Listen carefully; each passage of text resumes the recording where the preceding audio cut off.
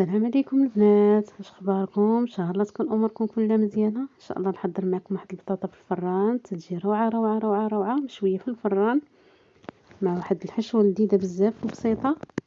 كتجي يا سلام ما نقول لكمش، بمكوناتها البسيطه ما شاء الله كتجي لذيذه.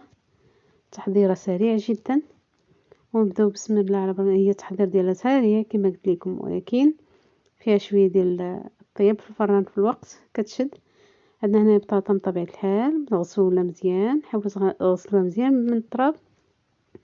شوفوا واحد البطاطا تبارك الله وزنها تقريبا كيلو، كبيرة. المهم كمية على حسب الرغبة. كتغسلوا البطاطا ديالكم مزيان بالخرقة والتيد بحال هكا الحلفة.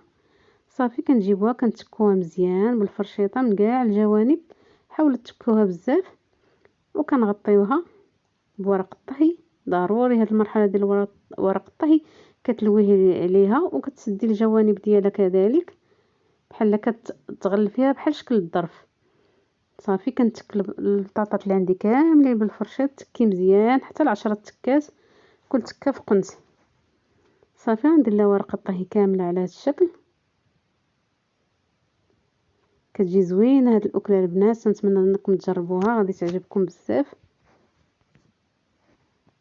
صافي حاولوا تكوها مزيان وتلووها. هي شوف راك البطاطا الحلوه عفوا البطاطا البيضاء البطاطا الحمراء نفس النتيجه عطات، ما كاين حتى شي فرق. وتصوروا ديك البطاطا اللي غير عملاقه اللي فيها كيلو طابت في نفس الوقت اللي طابوا فيها الصغار، يعني كياخذوا تقريبا نفس المرحله ديال الطهي، كيف الوقت اللي خدات الكبيره كيف الوقت اللي خدات البطاطا الصغيره. صافي غادي نعاود ندير لهم بابي الومنيوم. حاولوا البنات تسدوا مزيان الجوانب، هاد المرحله ضروريه كتسهل عليك الطياب في الفران. كتغطيهم كاملين، كتغلفيها مزيان ما يدخل لها لا هوا لا والو باش طيب دغيا دغيا وطيب مزيان. صافي غادي نكملهم على هذا الشكل. غادي من طبيعه الحال غادي ندخلهم الفران ساعه. الفران ما يكونش مجهد بزاف وما يكونش ناقص، يعني بحال الفران اللي غطيبي الخبز، بحال القياس ديال الخبز. وكما قلت لكم حبات البطاطا كديروا عينكم ميزانكم. انا هاد البطاطا العملاقه هذه ما شاء الله تقريبا جايه الكيلو، كبيره ما شاء الله بزاف. غنحاول نضوب ليها البابي الومنيوم كما قلت لكم باش طيب، ولكن راه نفس النتيجه. طابت في الوقت اللي طابوا هادوك، طابت هذه نفس المرحله ديال الطهي. صافي غادي نخشيهم ان شاء الله الفران. تقريبا خداو الطياب ساعه، اعطيهم ساعه ديال الطياب. صافي هما البنات طابوا. كتحاولوا انكم تضغطوا عليها مزيان بيديكم على هذا الشكل هذا، كتولي ممعوكه تبارك الله. هانتوما شوفوا ما شاء الله ساعه ديال الطياب هكا كتجي. والحشوه البنات تتبقى اختياريه، ولكن جربوا هاد الحشوه اللي درت انا راه جات روعه. طريف ديال زبده بلديه اولا زبده حيوانيه، المهم شويه البزار شويه الملحه ومعلقه ديال الفرماج محكوك اولا الجبن المثلث حتى هو جا فيها زوين. كنحاولوا اننا نمعكم مزيان هاد الحشوه هذه مع ديك البطاطا. هانتوما شوفوا الجبن كيبدا كيسيل. صافي كنزيدوها واحد المعلقه ديال الكفته مشحر، كفته عاديه كتشحريها بشويه الملحه والبزار. وهذه هي الاكله ديالنا. كنزيدو نرشوها بشويه الكفته ونعاودو شرشيشه ديال الفرماج. وهذه هي الوجبه ما شاء الله. بطبيعه الحال باقا تدخل الفران باش تذوب. هانتوما نفس المرحله كتبركوا عليها بشي فوطه حيت باقا سخونه بزاف. هانتوما هاد الطريقه ديال هاد البريك هذا كيخليها انها صافي تتولي بيري رطبه، ما تحتاجيش تفركيها. نفس قاعده طريفه الزبده شويه المليحه شويه البزار معلقه الفرماج محكوك، وصافي كتخلطوا واحد التخليطه خفيفه على هذا الشكل بحال كتمعكيها مع ديك البطاطا. صافي غنزيدوها شويه عفوا شويه ديال الكفته، هي معلقه ديال الكفته راه ماشي بزاف. صافي ونخليهم على هذا الشكل حتى كتكملي الكميه اللي عندك كامله. انا غنوريكم ديك البطاطا تبارك الله العملاقه كي جات. صافي نفس النتيجه رشيشه ديال الكفته كذلك. الكفته البنات كما كانت ديال لاداند ولا ديال البقري ولا اللي عندك كتشحريها شي شويه. هانتوما شوفوا ما شاء الله البطاطا العملاقه الكبيره جدا حتى هي نفس المرحله ديال الطياب، خدات تقريبا بحال حليت عليها لقيتها نفس، باقي ما حليتش عليها، انا نحلها نفس بحال الخوصه، لقيتها طيبه حتى هي. كتحاولوا ديروا لها ديك البريكات بحال هكا باش كتولي صافي ممعوكه من الداخل. نحلوها حتى هي شي حله بسم الله. وهاد البنات هاد الاكله راه تبارك الله كتشبع، يعني ممكن ديريها للعشاء اولا ديريها للغدا. الصراحه انا راه حضرته معاهم، ما درت معاهم حتى شي اضافات اخرى، كافيين ما شاء الله. البطاطا راه طيبه، زبده زبده البنات. غادي معاكا واحد شويه معاكا مزيان ونعاود نرجع معاكم باش نديروا الاضافات. زدنا لها معلقه ديال الزبده، شاد فيها شويه الربيع، معلقه الزبده. كما قلت لكم البنات تنأكد عليكم الزبده حيوانيه كتجي لذيذه بزاف.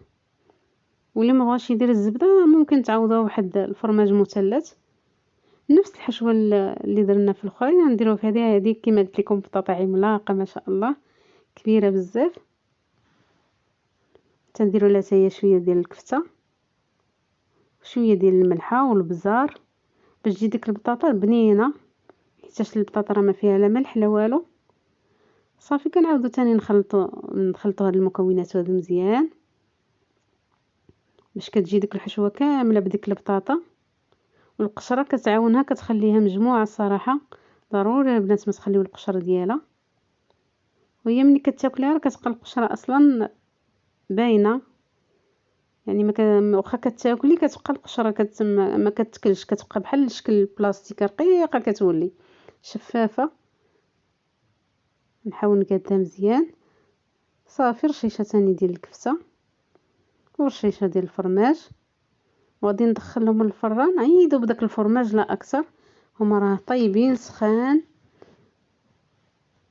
صافي غادي نرش الفرماج بحال هكا ونجمعهم كاملين واحد الصينيه وندخلهم للفران عيدوا بالفرماج. غندخلهم من تحت باش يذوب لنا الفرماج لا غير.